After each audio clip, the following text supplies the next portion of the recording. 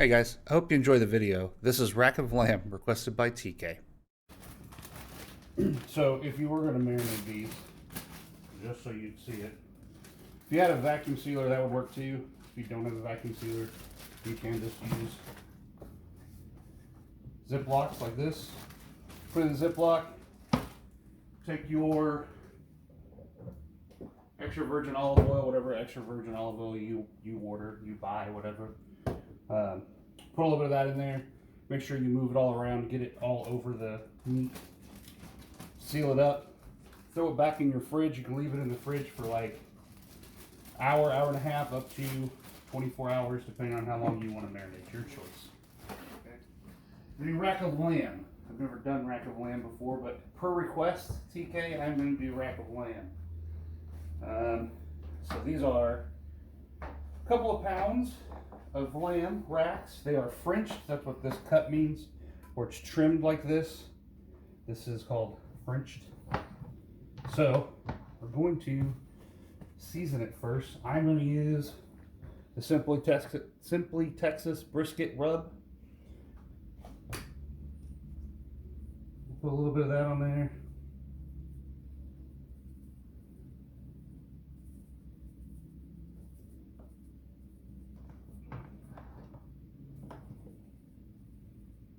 You can use, and I have seen recipes that call for putting olive oil on here to help this stick. I don't think that's going to be a problem. It seems to be sticking just fine. Makes a little bit of a mess the way I do it, but I'm the one that cleans it, so it's okay.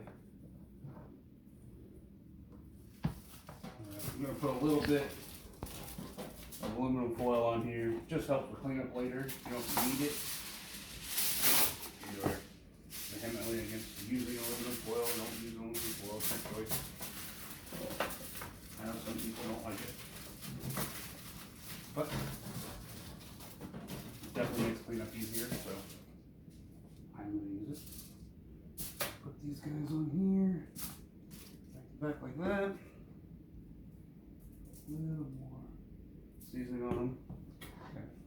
And I also got some fresh thyme I picked up at the store. It smells delicious.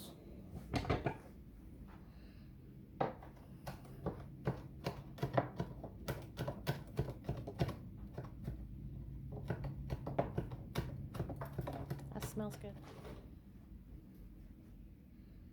Sprinkle that on top.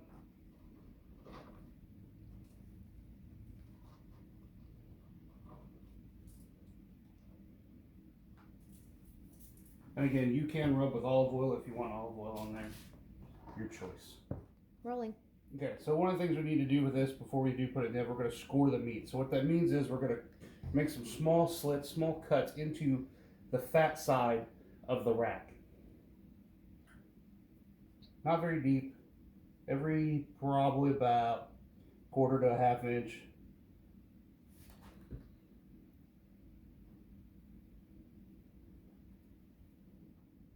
Sure. So just scored like that. Not super deep, but just scored. Set our temperature at our oven to 450. Let that warm up. While we're at it, we're going to make potatoes with this. These are called Hasselback potatoes. So it's a similar process to what we just did with the meat. We're going to score the potato,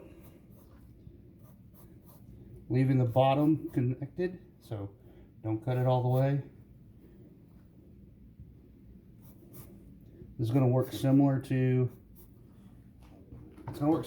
baking them, but we're going to leave them together and we're going to put the butter inside of them, inside these little slits. Now these are just some russets that I had. I didn't specifically get some larger russets. I would suggest if you were going to do this for company or family or something, go ahead and get some larger like russet baking potatoes. Use those. It'll be easier on you.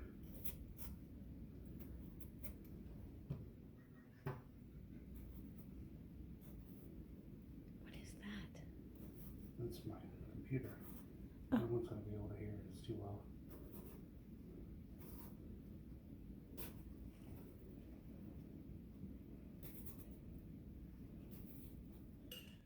The idea here with these Hasselback potatoes, you want to get butter, olive oil, some sort of fat into the potato before you put it in there to roast. So what I'm going to do, I'm going to use an oven or a microwave safe dish. I've got some bacon grease that I kept from breakfast.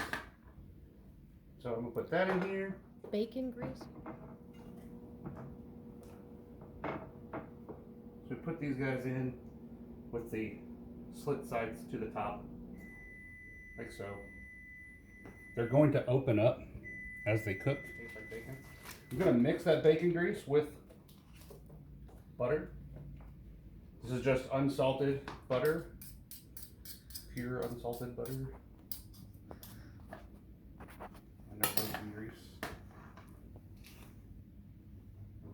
If you prefer, if you want olive oil, you can do olive oil. You can do sesame oil. You can, if you are so inclined, do avocado oil. So you look at our butter now. What you might call clarified. It's not completely melted out. Some of it is, some of it's not.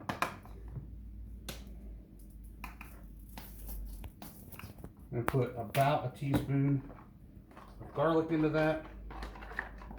Mix it up pretty good. And then put that into or on top of our potatoes. Like I said, as those open up, that butter and garlic and grease and oil and wonderfulness will all seep down inside of the potato and be delicious.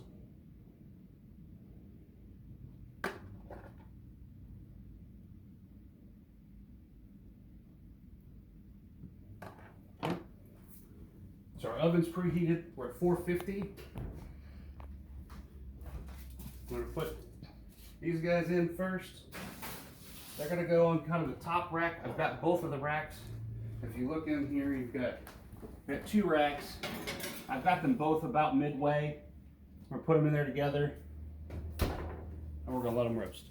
You want to wrap these bones that are showing. The meat will start to pull away from them. So you wrap them so that they don't get burned. It's an aesthetics thing, but worth it. You don't have to wrap them individually, you just have to cover them up, is the point. So, the other thing, we're going to reduce our temperature. We went from 450 for the first 10 minutes. We're going to drop down to 400. Partially because we want to cook it through without burning the outside too much. So we want to drop that temperature down. And then the other reason is we have the potatoes in there, and the potatoes don't need to cook at that high a temperature for that long. So we did 450. We get a nice sear on the outside. As you can take a look at this meat, it's starting to look really delicious already. But we'll put it back in. We'll let it run out the rest of its 30-minute time at 400. Okay. Timer's up. Rack of lamb. Now this is going to be pretty rare.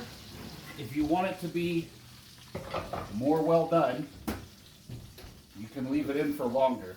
I tend to like rare. So if you come in over here, you can get a nice view. You see how these have opened up nice. They're good and soft. You can drizzle more. You can put some cheese on them, or you can drizzle some more garlic butter, depending on what you want to do with them. If you are setting this out for guests, what I would generally do is cut your rack to a plate, and then put this on the plate and go ahead and garnish it. Probably want to garnish it with something green, some parsley or something. Give it a little pop. Okay. So you cut this. It's going to come out. It's going to have a really nice pink to it. It's going to be a little bloody. Like I said, this is rare. If you want it to be more done, leave it in a little longer. I like mine rare. So put your lamb chops on there.